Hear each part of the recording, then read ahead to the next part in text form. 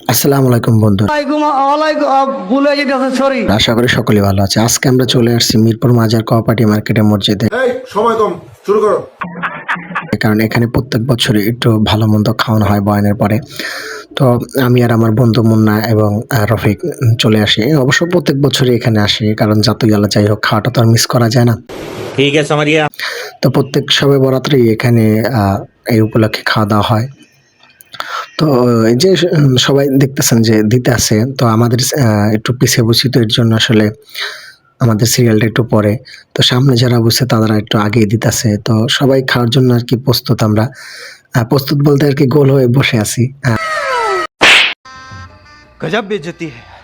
A few moments later. Munna ভাই দেখেন, আমি কথা বলতেছি এর জন্য আমাকে ও হিট করলো। যাই হোক, সমস্যা নেই। তো বন্ধু বলতেছে, বন্ধু খাওয়ান এখনো দিতেছে না কেন, এত লেট করতেছে কেন? আমার তো ধৈর্য কুলাইতেছে না। আমি বলতেছি যাই হোক বন্ধু, একটু ওয়েট কর, তোর জন্য চলে আসবে, তুই চিন্তা করিস না। তো এখনই পাশের ডেকটা চলে আসলো, বাটি আমাদেরটা চলে আসবে।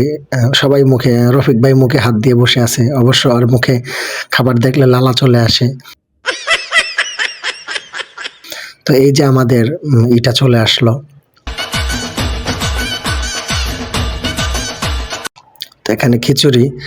তো এই খিচুড়ির কথা বলতে হয় না, কারণ এগুলো অসাধারণ স্বাদ হয়। আসলে আমরা প্রত্যেক বছর খাই, তো এর জন্যই আসলে অভিজ্ঞতা আছে।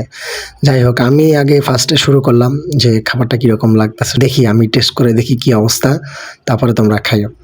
তো আমি বিসমিল্লাহ করে শুরু করলাম। তো রফিক, মুন্না, তো পাশে আমাদের ভাই আছে এখানে, তারাও শুরু করলো। তো মাশাআল্লাহ, এই খাবারের কথা বলতে হয় না। মানে বিশেষ করে মসজিদের বা মিলাদের খাবার, সেগুলো মানে বাসার চেয়ে একটু স্বাদ অন্যরকম হয়। যেই স্বাদটা আসলে বাড়িতে বা বাসায় রান্না করলে পাওয়া যায় না। তো আমি মুন্নাকে বলতেছি, মুন্না একটু আস্তে খা, একটু আস্তে খা। ও তো পুরো একেবারে খাওয়ার জন্য পাগল হয়ে গেছে। रुको जरा, सबर करो। बोला धक्का बुक्की नहीं करने का, आराम से लेने का।